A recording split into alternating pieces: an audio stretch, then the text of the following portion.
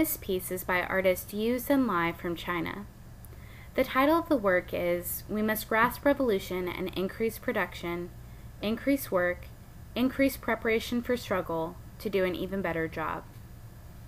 Intended as a propaganda piece for the Chinese government, this work was printed as a mass-market poster so that it could be widely distributed. It was created in May 1976.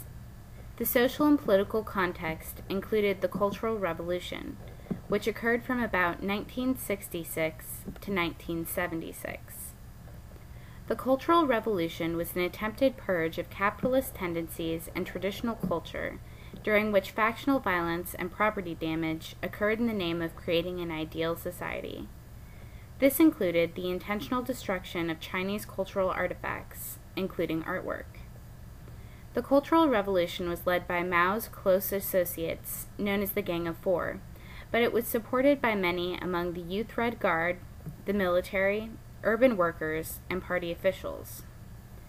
This poster reflects the ideals of the time period and its symbolism. Ordinary people such as workers, farmers, soldiers, engineers, businessmen, students, and youth are pictured to give the impression of class solidarity and widespread support of Maoism among all types of people in the country. Masses waving red flags symbolize a society united by communism. Industrial machinery and freight trains represent nascent industrialization. The city and the mountains in the background represent the coexistence of urban and rural populations, two factions Chinese communist leaders sought to bring together.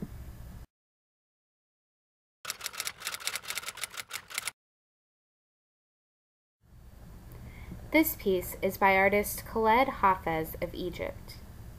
The title of the work is Tomb Sonata in 3 Military Movements and Overture.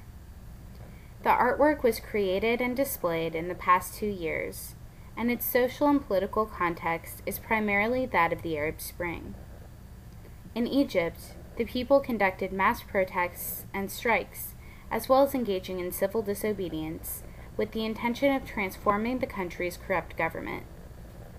Conflict between revolutionaries and the military on one side, and supporters of the regime and the police on the other, occurred in the famous Tahrir Square. Ultimately, the Egyptians were successful in overthrowing President Mubarak. The Egyptian Revolution fits into the trend of uprisings in the Middle East and other countries such as Tunisia and Syria. The piece also operates against the backdrop of the wars in Iraq and Afghanistan, as well as the ongoing conflict between Israel and Palestine. The Tomb Sonata by Hafez evokes this interplay of violence and the struggle for freedom. The medium is an installation in the form of a tomb, which includes paintings on the walls. The tomb is made up of an entrance or overture and 3 rooms. The overture is a narrow, pitch-black passageway intended to simulate the darkness experienced when entering a tomb. Room 1 is called Canvas. The painting in this room depicts military figures, an omnipresent symbol in the Tomb Sonata that represents militarization under authoritarian rule in Egypt and the military presence in the Middle East more generally. This room also shows migrating humans and animals that symbolize the forced migration and shifting identities of displaced people. The room is lit only by blacklight, representing coded communication. Room 2 is called Phosphorus, and it depicts forbidden phosphorus bombs and military combatants. According to the artist, it represents mass-induced fear, collective conscience, the killer, and the kill. Room 3 is called Metal, and it is painted with hieroglyphic-like symbols of militarism that the artist says represent war machines, industrialization, and the way that history tends to be written from the point of view of the victor. The defeated has no place on these permanent walls, he said. Overall, the artwork is a masterful blending of Eastern, Western, and ancient Egyptian artistic elements to reflect the mixed heritage of Egypt as a state that is influenced by North African, Middle Eastern, Arab Islamic, Judeo-Christian, Mediterranean, and ancient Egyptian culture. For example, it includes figures referencing Anubis and Batman, as well as Bastet and Catwoman, combining ancient Egyptian gods and modern Western superheroes.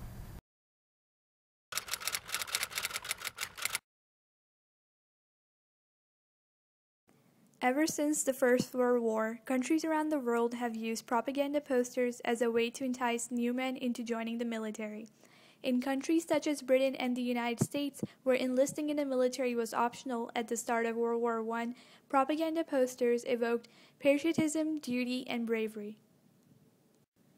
One of the most famous and legendary examples from that time is this poster, "I Want You for the U.S. Army," created by James Montgomery Flagg. He was an American artist and illustrator and worked in media, ranging from fine art painting to cartooning, but is best remembered for his political posters. He created his most famous work in 1917 to encourage recruitment in the United States Army during World War I. This poster is based on the original British Lord Kitchener poster, in which Lord Kitchener is seen in a similar pose. The British Lord Kitchener is, however, replaced by the famous character of Uncle Sam, who is representing American justice and freedom with a star-spangled hat and is pointing straight at the viewer of the poster, declaring, "I want you for the U.S. Army." This pose definitely puts the viewer in a position where they feel that they're being talked to and they have a significant responsibility to fulfill. Flagg used his own face for that of Uncle Sam, adding age and the white goatee, simply to avoid the trouble of arranging for a model. The face also bears resemblance to the real Samuel Wilson.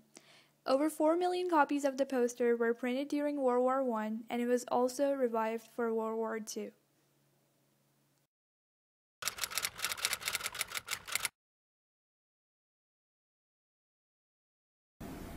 When it was suggested that World War II was approaching, Americans did not want to go to war. However, the government recognized that American participation was necessary and quickly stepped up pro-war propaganda. As the war began in earnest, America increased the flood of propaganda, utilizing especially the radio and visual media, more specifically posters. This poster, "When You Ride Alone, You Ride with Hitler," was created by Weimer Purcell in 1943, and it urges viewers to conserve gasoline by joining a car-sharing club. It also belonged to a common type of wartime poster. Since materials and supplies for the war effort were scarce, conservation was encouraged by propaganda. Gasoline especially was important because it was necessary to fuel tanks and aircraft. This poster is a fairly typical example of this type, with the common suggestion that misuse of resources will aid the enemy. Hitler is often mentioned by name instead of referring to the Nazis or to the Reich, because propaganda tended to personify the evil of the Nazis in Hitler. Interestingly enough, this is almost exactly the opposite of what occurred in Germany, where Hitler embodied everything good about the Reich. Also in this poster, the stereotypical image of Hitler is used, in uniform with an exaggerated mustache and iron cross. The American is shown to be unaware that he is aiding the enemy, which implies that those who drive alone are also uninformed. The poster claims to correct that notion by urging the average viewer to quickly join a car-sharing club to conserve gasoline. Posters such as this were extremely common after America entered the World War II, and it probably accounted for the bulk of American wartime propaganda.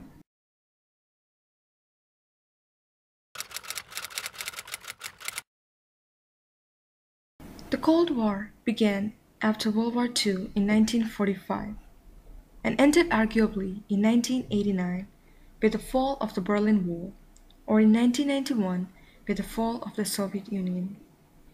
Beginning in the 1950s, the Cold War came to be a test of not only military strength but also ideologies. The United States and the Soviet Union were the only two superpowers following the Second World War. The fact that by the 1950s each possessed nuclear weapons and the means of delivering such weapons on their enemies added a dangerous aspect to the Cold War. The United States led a group of Western countries fighting for democratic capitalism, while the Soviet Union led communist Eastern countries. The Americans tried to portray the Soviets and other communists as having a cruel and dictatorial regime which ignored human rights. This image is a cover of Time magazine in 1961 with a picture of Soviet leader Nikita Khrushchev and what seems to be a nuclear explosion in the background. This is a particularly frightening example of propaganda and serves as another method of attacking America's opponent. Khrushchev looks terrifying in front of the explosion as he is wearing an evil-looking face and pointing his finger directly at the viewer, making the Soviets seem particularly hostile. This follows the trend of an increasingly more frightening approach to attacking America's opponents perfectly, shoving the threat of immediate danger directly at the American people. Also, this is a prime example of propaganda beginning to transition into higher forms of media like magazines.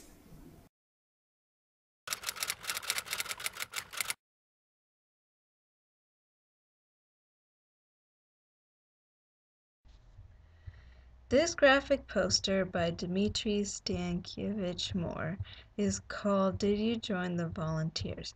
It was created around 1920. The artist was born in Russia in 1883.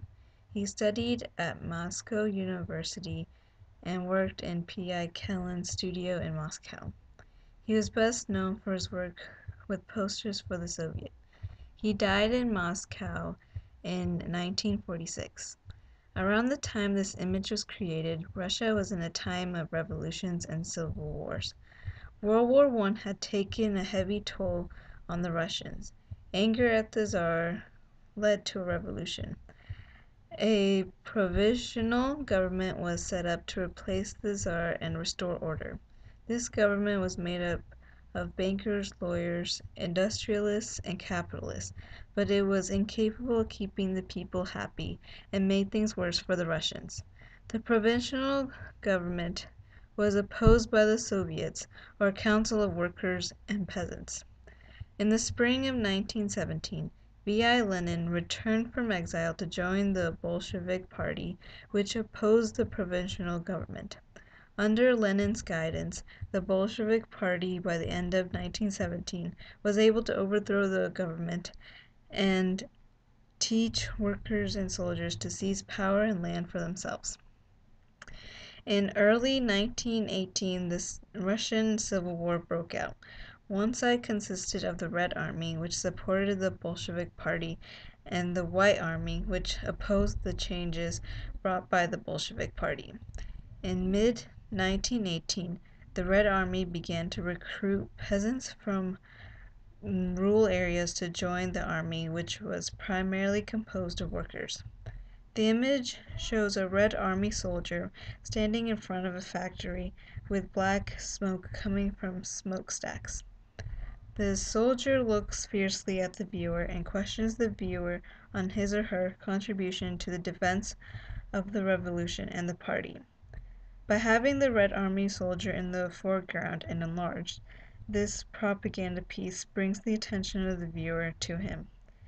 The large words at the bottom makes the viewer consider their role in the revolution. The use of the color red emphasizes the Red Army.